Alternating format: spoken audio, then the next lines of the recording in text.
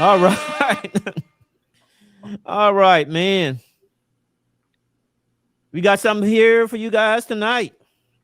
We got something for you guys tonight. 200 billion. 200 billion. 200 billion is a lot of money. A lot of money.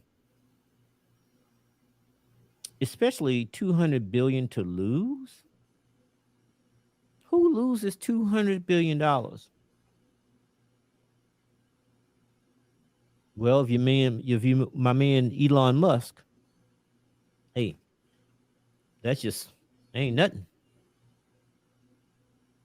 I can lose $200 billion and still be the man. We're gonna talk about that tonight. We're gonna see if $200 billion, does that change our mind about Tesla? Does that change our mind about Elon Musk?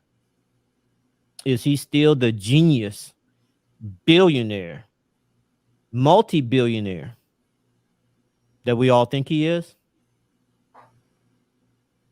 I don't know. I don't know. I'm going to bring somebody else in to help me out with this one. I'm going to bring somebody else in to help me out with this one. You're going to enjoy this guy. This guy is well, you know what? I'm going to let him explain it to himself. Daryl. Yes.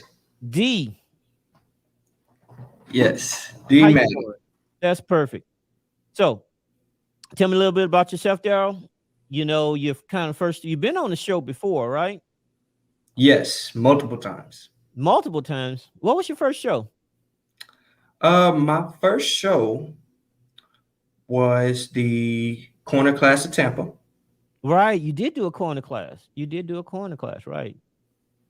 Yes, and we also have a varies amount of shows. It's just Mm-hmm. I But you can't. did a bunch of corner classes, right?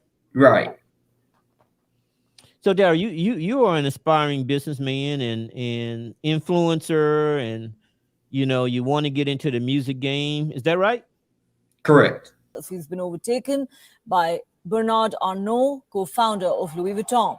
In late October, when Musk decided to acquire Twitter for a whopping $44 billion, it raised many doubts because to help pay for this deal, he sold a significant stake in Tesla. Then it was like a domino effect.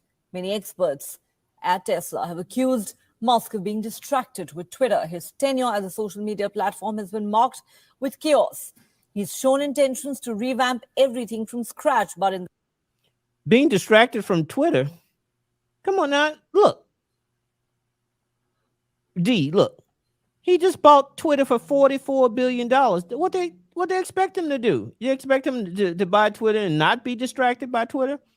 You just spent $44 billion on something. That's Exactly. crazy.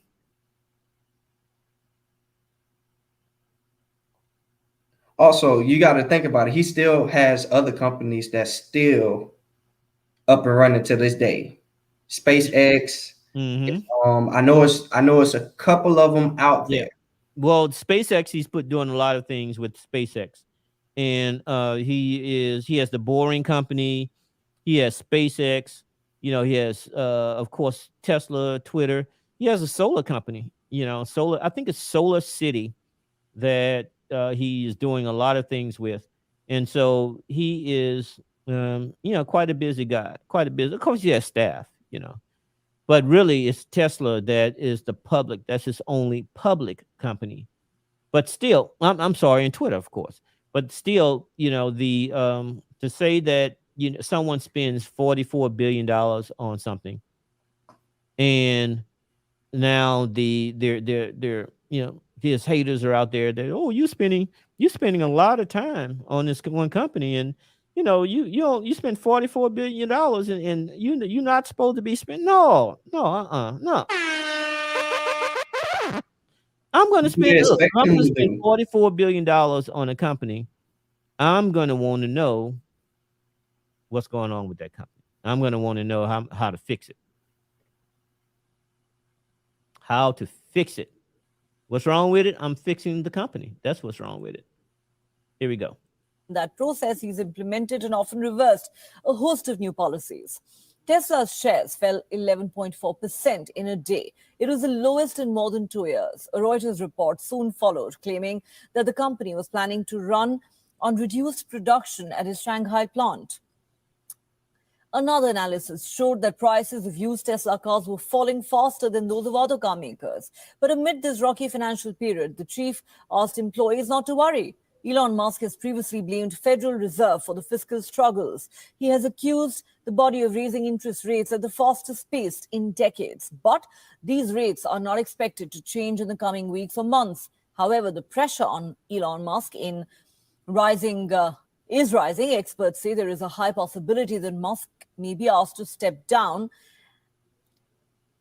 Now he's already kind of stepped down from Twitter. He did that famous Twitter poll where he did a survey on Twitter and say, "Hey, listen, should I step down as CEO?"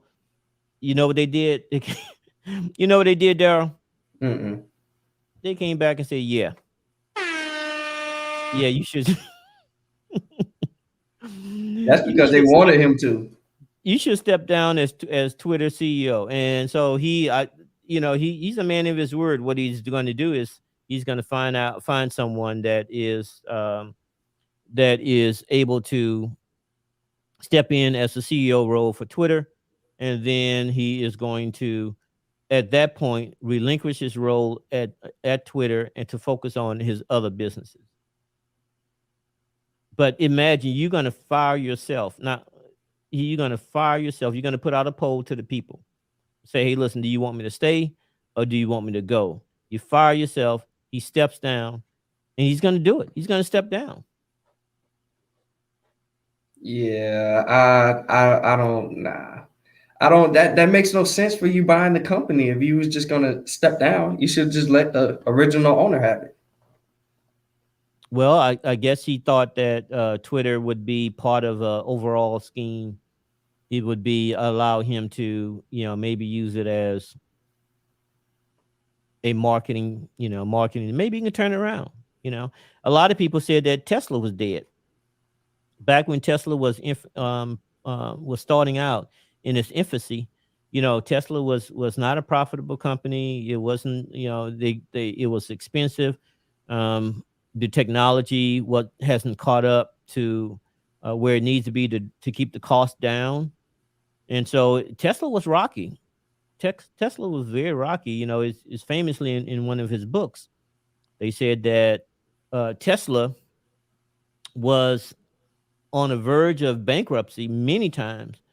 He only had, he's went through all of his cash. He only had, maybe one payroll, maybe a payroll and a half that he could make. He was staying at his wife's mom's and dad's house in the basement. He was staying in the basement of his wife's mother and father with his wife and some kids in the basement because he couldn't afford at that time to have his own place and make payroll and be liquid enough to keep Tesla going. And so he went to some investors getting some more money, asking for some more money, another round of investing. And basically he wasn't sure if he was going to get it. He wasn't sure. And they decided to give him his working capital. And from that working capital, that's how we have Tesla now, because they were, I tell you, Tesla